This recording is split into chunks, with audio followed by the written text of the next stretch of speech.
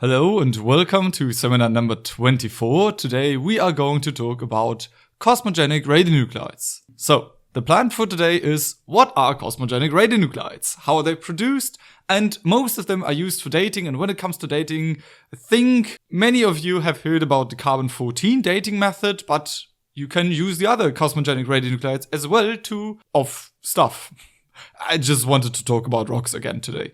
So, cosmogenic radionuclides are short-lived radionuclides that are still naturally occurring. With short-lived, I mean anything that it's not primordial. Primordial radionuclides are still present of natural causes back then when the Earth was formed. So it was 4.54 billion years ago, and they have such a long half-time that they were present at the beginning of the Earth, and certain quantities are still left and have not completely decayed. For example, we have potassium-40 or uranium-238. If you look at the half-life, it's just a neat coincidence that one half-life is around the age of the Earth, but that just means that the Earth started with twice as much uranium-238 compared to what's left today. And all of the other radionuclides that are still naturally occurring, but can't be still present from the beginning of the Earth, these are our cosmogenic radionuclide. So we just have more naturally occurring radioisotopes, which is awesome because we can now do geochronology with it and chemistry and whatnot. So, how are cosmogenic radionuclides produced? This graphic is in German because I study nuclear chemistry in Germany. So, most of them are occurring in the atmosphere. Of course, some of them are produced inside of the rock itself. This is called in situ. And they are produced via cosmic radiation. Cosmic radiation, so radiation coming from the sun, but mostly just from interstellar space. In fact, the sun has a very little contribute to the cosmic radiation, the primary cosmic radiation. These are very high energetic protons and alpha particles and gamma photons, but for now, let's just reduce it down to protons. These high energetic protons will hit atoms on the upper atmosphere and will cause spallation, for example. From the spallation reaction, you can then have slow nucleons, like slow protons, slow neutrons, but you can also have just fast protons again, and fast neutrons, and negative muons. And they can go on and produce more cosmogenic radionuclides via certain types of nuclear reactions inside of the atmosphere, or, as I said before, inside the rock, so in situ. For example, we have the lightest one, tritium. Tritium is radioactive hydrogen, and it's produced via spallation of nitrogen-14, which makes sense because nitrogen-14, or well, in general, nitrogen makes up 75% roughly of the Earth's atmosphere. So spallation reactions involving nitrogen are very common.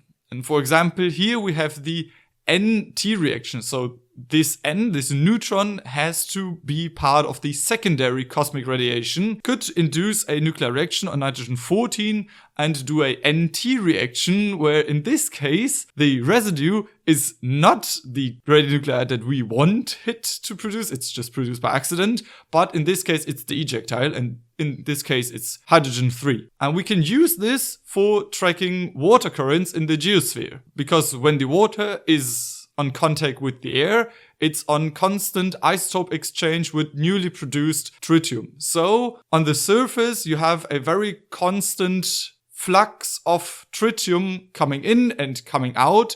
But once the water is cut off from the atmosphere, where the tritium is produced via this NT reaction, you can only then have the decay, and therefore you can backtrack groundwater back to around the mid-1950s, because this is roughly 10 half-lives. It's more like 6. But for all practical purposes, this is how far back you can date back groundwater, for example. We have also other types of radionuclides, for example, beryllium-7. Beryllium-7 is, compared to tritium, a rather short-lived radionuclide, and it's again produced via spallation reaction on nitrogen-14. So nuclear reaction on nitrogen-14, they are very common. And spallation we write down as an S, so a neutron-induced spallation reaction. So we know spallation involves very highly energetic nucleons. In this case, this would be then a fast neutron, which I've mentioned on the slides before. And this could just completely annihilate our nitrogen-14 atom, leaving behind beryllium-7, lithium-6, and 2 other neutrons. For example, these spallation reactions, they are just examples. They do not go by this nuclear reaction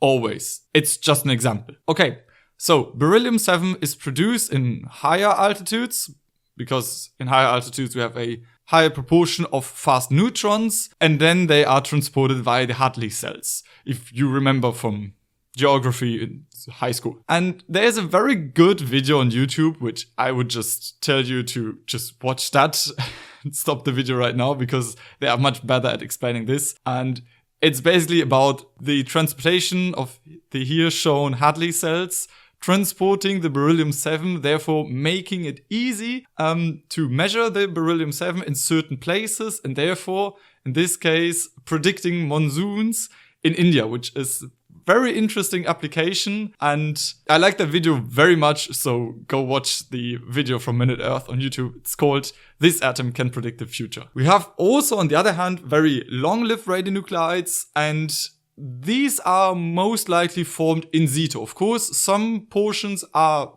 formed meteorically, but aluminium-26 is used for its in situ production, because one way it could be produced is, as I said, meteorically, so in the atmosphere on spallation on argon, but very common is the spallation reaction on silicon.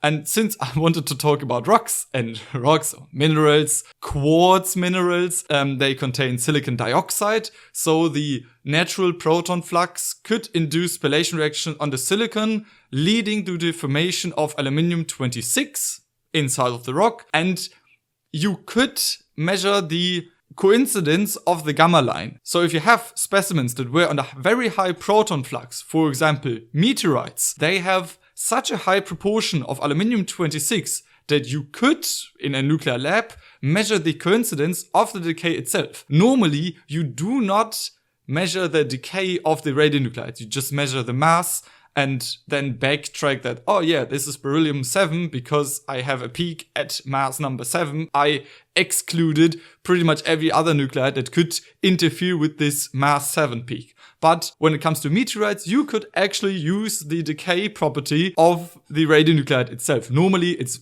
measured via ICP-MS or AMS, but for aluminium-26 and meteorites, you could measure it that way.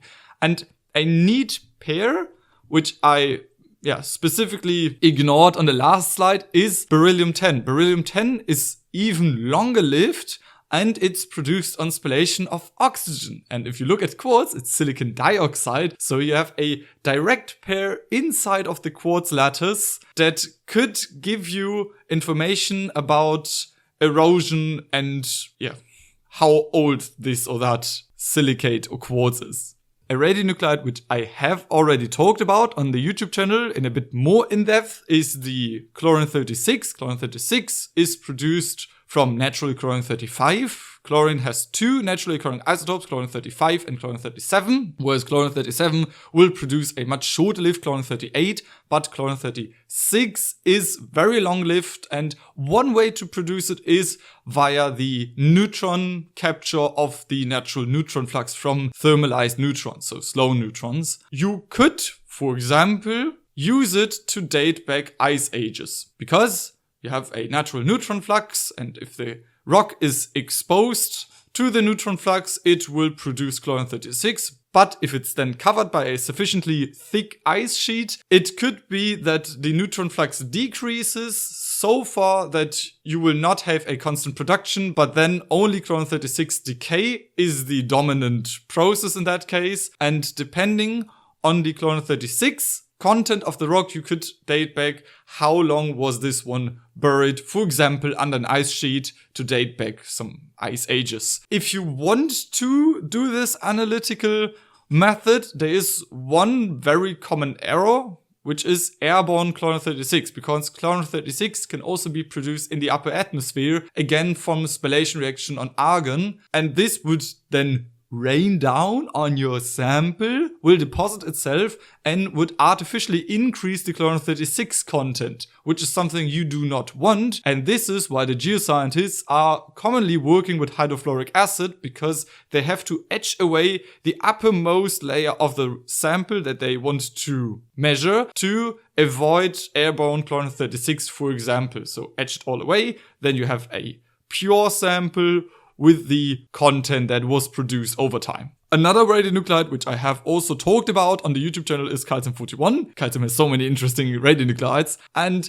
in that video, if you haven't watched it, I talked about research on lunar soil. So lunar soil can sometimes have a very high titanium content in its basalt, and the naturally occurring titanium can undergo a P3PXN reaction, X standing for I don't know how many neutrons, depends on which of the naturally occurring titanium isotope you just wanted to do research on, and they could produce calcium-41. Additionally, calcium-41 can also be produced from the neutron capture of calcium-40, which is also in the sediment. And after many calculations, you could then backtrack from the amount of calcium-41, assuming that you know the cross-section and the constant production via the N-gamma reaction. They were then able to deduce that on the surface of the moon, you on average have 120 protons per square centimeter per second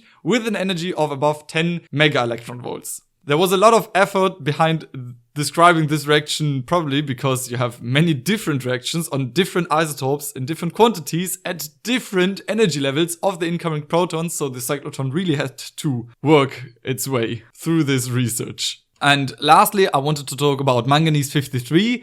At the time of the creation of this PowerPoint, I recently found it in our nuclear lab, and I just wanted to talk about it, and making YouTube videos takes way too much time. So here we have a brief outline of what's going to be in the video, and manganese-53 is produced primarily on protons-induced nuclear reactions on iron, which is now interesting because we have two types of meteorites. We have the silicate meteorites that contain, well, silicon. They can be traced back aluminium and whatnot, but we also have the iron meteorites, and manganese-53 now allows us to really well date back these iron meteorites. But it's not only exclusive for the iron meteorites. Anything iron containing, for example igneous rocks, some of them contain olivine, which is also some type of peridot, I think. I'm not a geoscientist. And if you look at the chemical composition, it contains iron, which in our case just means, okay, it could produce manganese-53, which is really interesting because you can then use the manganese-53 in igneous rocks, which contain iron, for example olivine or other types of peridot, to monitor surface processes, which is really interesting. I just wanted to show you this octahedrite, which we have at the university. It's kind of frustrating seeing this because, you know, someone has really done their effort to polish up the surface to bring out this Wittmannstädtische Figuren. I don't know how it's called in English, but then forgot to really rinse it out with water to get rid of any residual acid. And now the acid has really gotten into this beautiful specimen otherwise. Alright, with that being said, thank you for your attention and goodbye.